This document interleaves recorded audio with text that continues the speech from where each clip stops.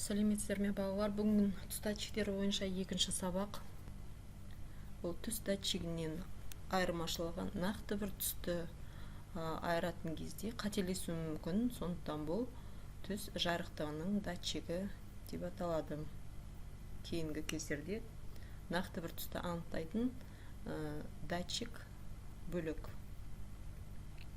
Енді екі датчиктің айырмашылығын қарастырайық. Біз алдыңғы сабақта түстердің қандай цифрлармен кодталатынын өттіге. Бір дегеніміз қара, 2 көк, 3 жасыл, 4 сары, 5 қызыл, 6 ақ, 7 қоңыр дедік. Енді нақты бір түс дегеніміз бұл төменгі жаққа қарасаңыздар, қызыл түс ақ түстен басталып, ашық қызыл, яғни ортаңғы жағы 50%. Бұл қызыл түс.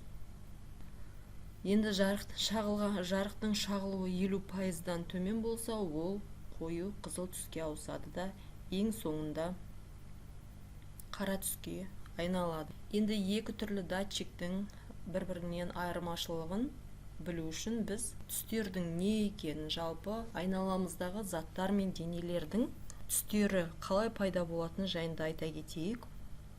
Мысалға, біз айналамызда көк түсті, қызыл түсті, сары түсті, жасыл түсті, қоңыр түсті, 5 түрлі ақ және қара түсті дейік, жарайды.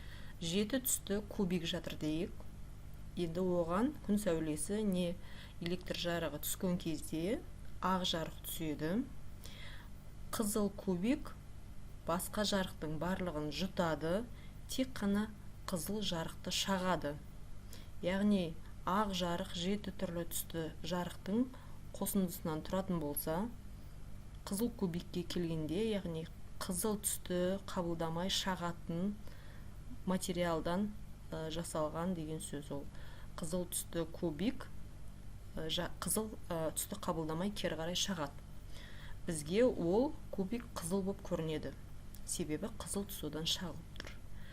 Келесі көк кубик. Көк түстен басқа түстердің барлығын жұтады. Көк түсті қабылдамай кері қарай шағады. Біз ол кубикті көк деп көреміз. Сол сияқты қалған жасыл, сары кубиктер де бізге қандай болып көрініп тұрса, сол түсті жұтпай шағады деген сөз. Кері шағылсады ол түс.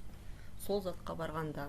Енді әртүрлі заттардың әртүрлі болып бізге көрінуі олардың материалына байланысты. Қандай түстерді жұтады, қандай түстерді шағып кері қарай шығарады. Түс жарықтығының датчигі. Түс датчигі бұл нақты бір түсті осылай анықтайды. Ал түс датчигінің, түс жарықтығының түс датчигінен айырмашылығы ол түстерді анықтағанда қателесуі мүмкін. Не себепті? Ол түстердің жарықтығын анықтайды себебі. Ол қалай анықтайды? Ол егер түс қызыл, яғни 50% шағылса ғана оның қызыл екенін біледі. Ал егерде қызыл бізде заттан аз шағылатын болса, шағылған жарық, яғни жұтылуы жарықтың, шағылуы, егер шағылу пайызы жоғары, қызыл түстің мысалға белгілі бір затқа келгенде жұтылмай көп пайызы шағылып кететін болса, ол түс бізге ашық болып көрінеді. Енді түс жарықтығының датчигі және біз айттық кез келген затта белгілі бір түс шағылады деп. Енді ол белгілі бір түс толық шағылмайды, белгілі бір пайызбен шағылады. Мысалға, қызыл түс 50% шағылатын болса, ол бізге қызыл болып көрінеді. Ал егерде ол 50-ден жоғары 70% шағылатын болса, ол бізге ашық қызыл түстер болып көрінеді. Мысалға 70-80% 90%, 50 мен 100%-ның аралығында бізге ол ашық қызыл түс болып көрінеді. Ал 50%-дан төмен болса, шағылуы ол бізге қою қызыл түстер болып көрінеді. Яғни пайызы төмен деген сайын ол қызыл түстің қоюлануы, қара түске айналуы, қара түске қарай жақындайды. Сонда бізде барлық кез келген түстердің біз 50%-ы ол сол түсті береді, 50% шағылғанда. Ал 50%-дан жоғары пайыздары сол түстің ашық түстерін береді. 50%-дан төмен сол түстердің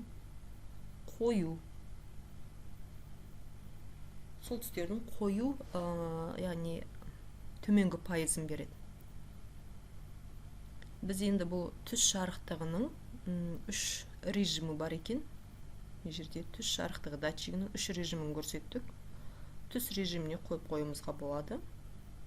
Яғни мына жерде көріп тұрсаңыздар, қара, сұр, ақ, 3 кішкене дөңгелекшеден, нүкте сияқты дөңгелекшеден тұратын режимді таңдасақ, ол түс режимі. Түсті анықта дейміз оған. Ал келесі көріп тұрғандарыңыз шағылған жарықты анықта дейміз. Яғни түстің жарықтығын анықтайтын режим. Жәнегі қызыл түс болатын болса, оның қанша пайыз шағылғанын анықтайды. 70% ба, 30% ба, 20% ба. Келесі үшінші режим сыртқы жарықтың режимі. Бұл сыртқы жарықтың режимі дегеніміз күн сәулесінің жарықтығы, электрдің жарықтығын анықтайды. Яғни бұл режимді қай кезде таңдаймыз? Біз онда қараңғыдан қорқатын роботтарды программалаған кезде осы режимді пайдалануға болады. Себебі, мысалы, қараңғы жерге барғанда робот оны жарықтың азайып бара жатқанын сезетте кері қарай қашатын болады. Сол сияқты соған ұқсас немесе басқа бір іс-әрекет жасайды деген сияқты. Сол кезде бізге сыртқы жарықтың режимі керек болады. Ал белгілі бір түстердің жарықтығын анықтау керек болса, онда шағылған жарықтың режимін таңдаймыз. Сонымен түстер жайлы түсінікті болса, екі түс датчигінің бір-бірінен айырмашылығы белгілі болатын болса, онда біз келесі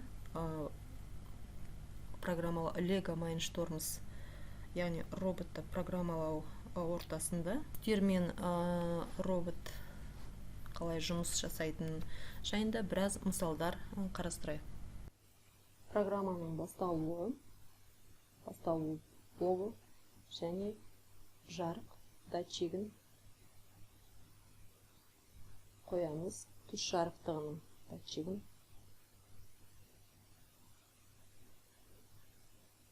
режимін қоямыз. Өлшеу режимінде шағылған жарықтың жарықтығын анықтау. Модульде де сол режимге қоямыз. Яғни 4-ші портқа қосылып тұр бізде.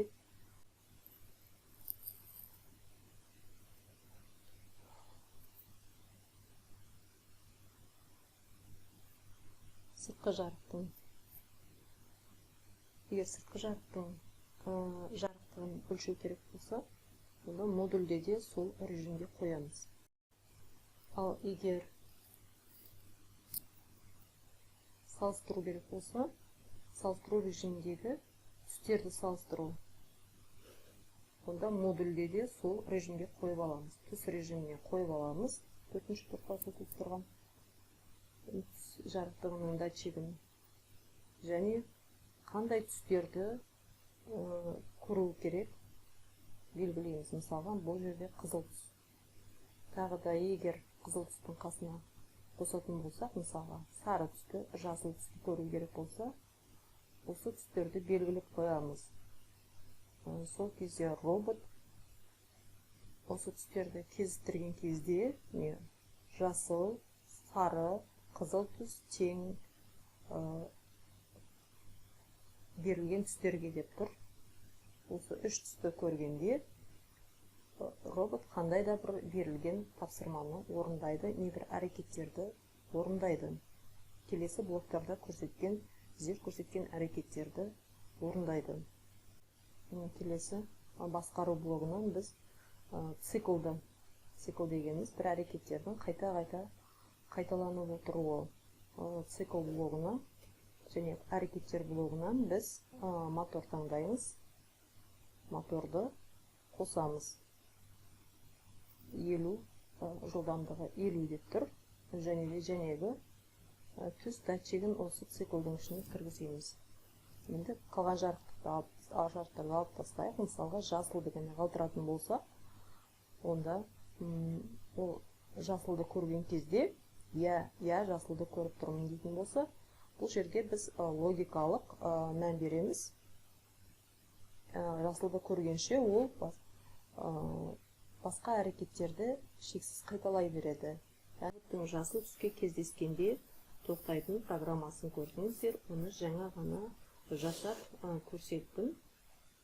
Яғни қайталанатын цикл. Біз моторды таңдап, роботты қозғалысқа келтіргеннен кейін қайталанатын циклдың ішіне моторды және датчикті қойдық.